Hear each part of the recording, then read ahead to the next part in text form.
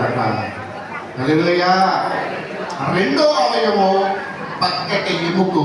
ఈ ఎముకని ఇరుగుపోయినా, ఎముకను తీసేసిన మరలా ఆ చోట ఏమొస్తుందండి? క్రొత్త ఎముక వస్తుంది. హల్లెలూయా.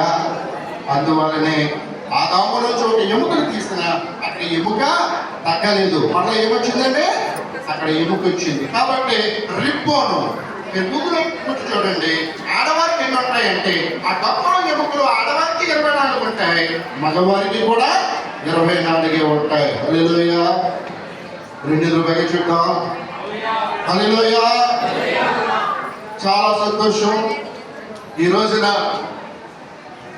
డేవిడ్ అలాగే జెస్సీ, మరి జెస్సీ విషయంలో ఒక ఆత్మీయ తండ్రిగా నేను సాక్ష్యాన్ని చెప్పగలను.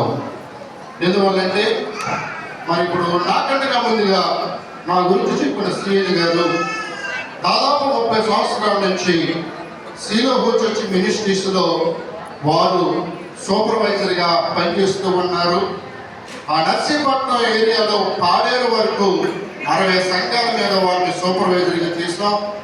మరి చాలా నమ్మకస్తులు కాబట్టి ఆ నర్సీపట్నంలో అనాథాశ్రమం కూడా వారికి ఇచ్చాం. కాబట్టి మరి ఈ యొక్క జెస్సీ చిన్నప్పటి నుంచి కూడా మాకు తెలుసు. ఆమె చాలా ప్రార్థనా పరురాలు. దేవుడారా, వారి తల్లిదండ్రులు కూడా దేవుడి సేవకులు కాబట్టి అమ్మాయిని చాలా ఆత్మీయంగా పెంచారు.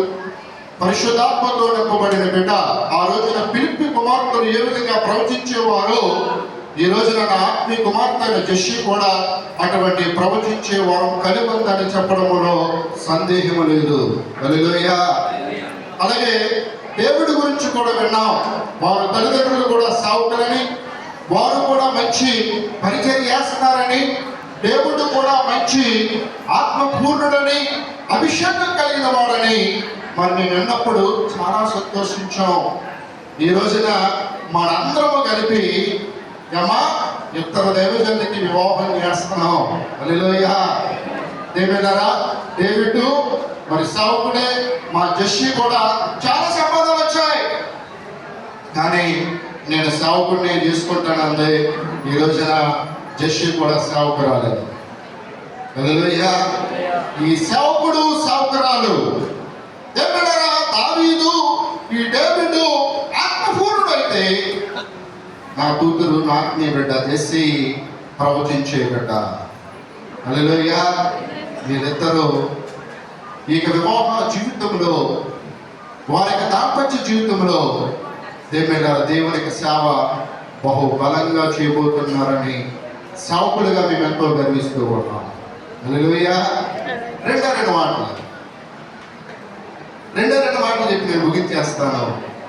చదువుకున్న